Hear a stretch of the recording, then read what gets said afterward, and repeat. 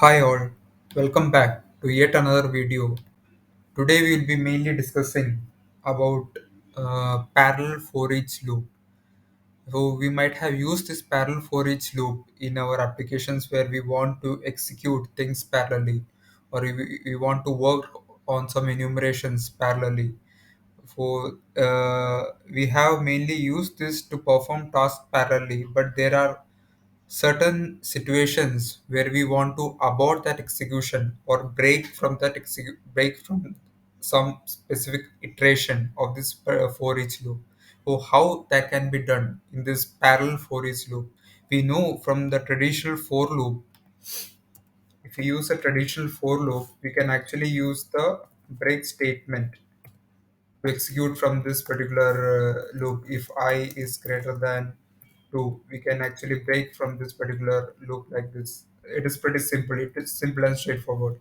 But in the case of parallel for each loop, how we can actually break away from this parallel for each loop, because each of this iteration in this parallel for each loop happens in parallel based on the available system resources.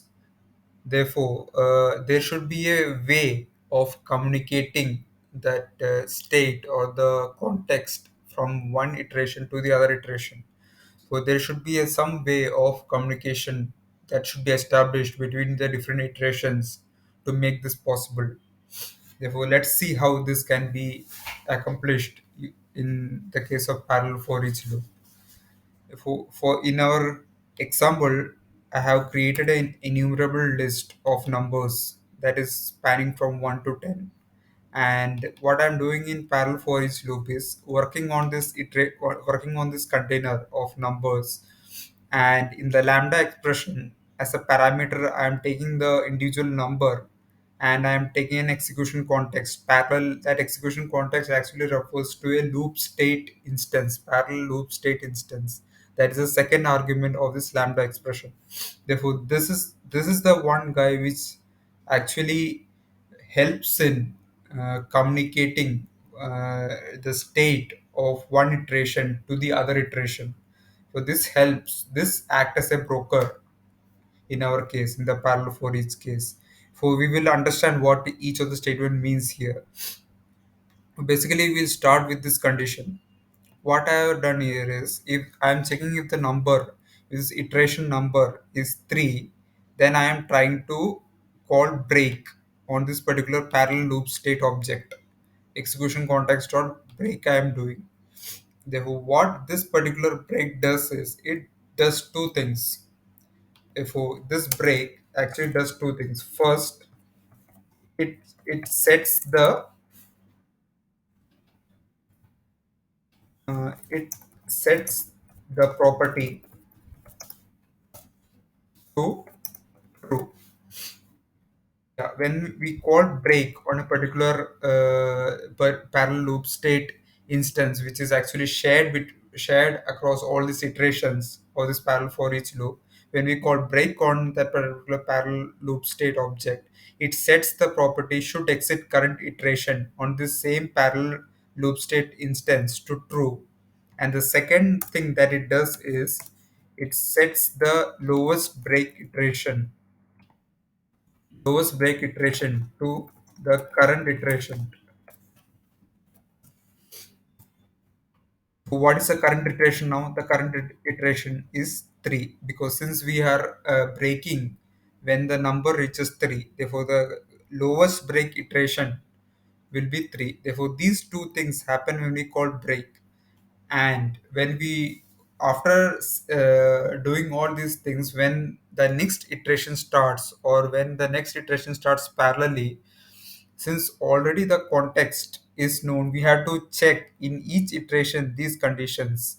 If this parallel loop state instance dot should exit current iteration is set, and that means somebody has already called break on that parallel loop state instance in some iteration of this parallel for each loop.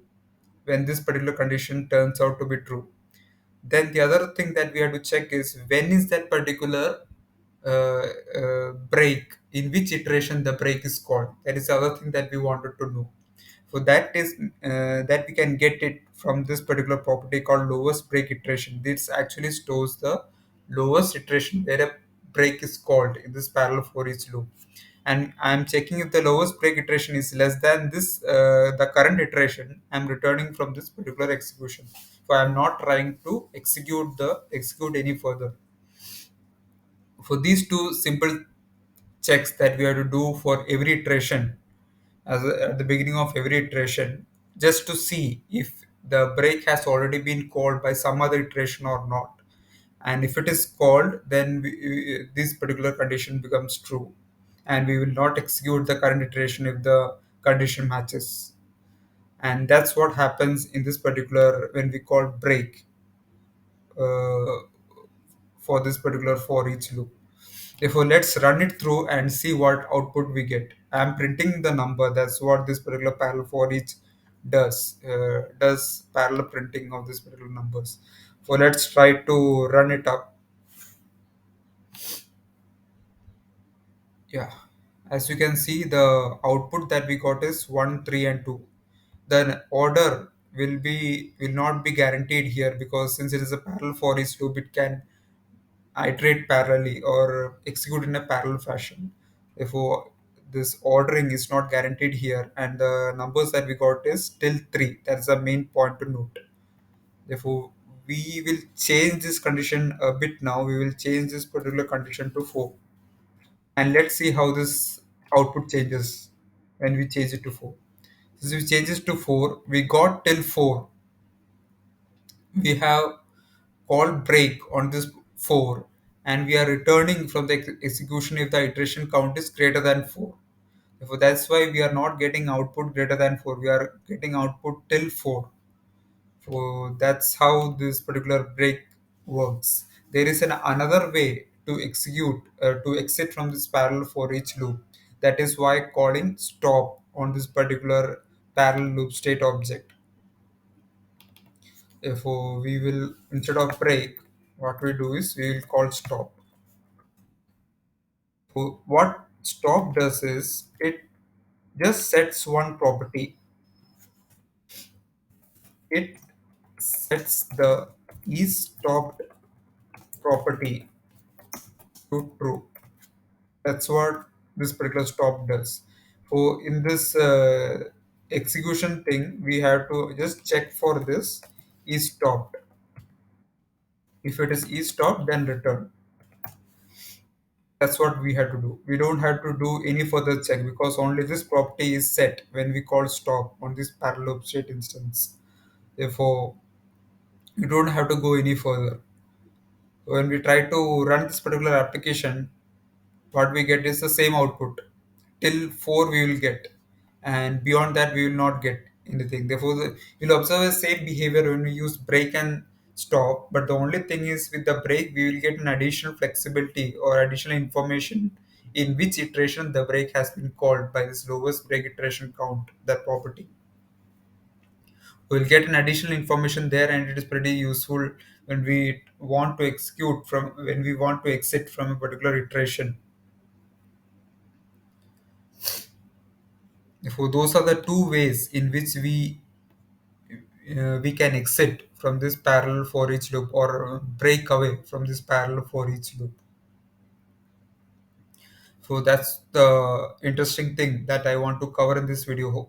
I guess most of us are not familiar with this, using the parallel loop state instance as a second argument and actually communicating the state across different iterations of the parallel for each loop. Therefore, I guess hope this is clear in this sense. If it is helpful, please do share with your friends and family, and do support by clicking on the like button and subscribe the channel to get the latest updates regarding the videos that I post.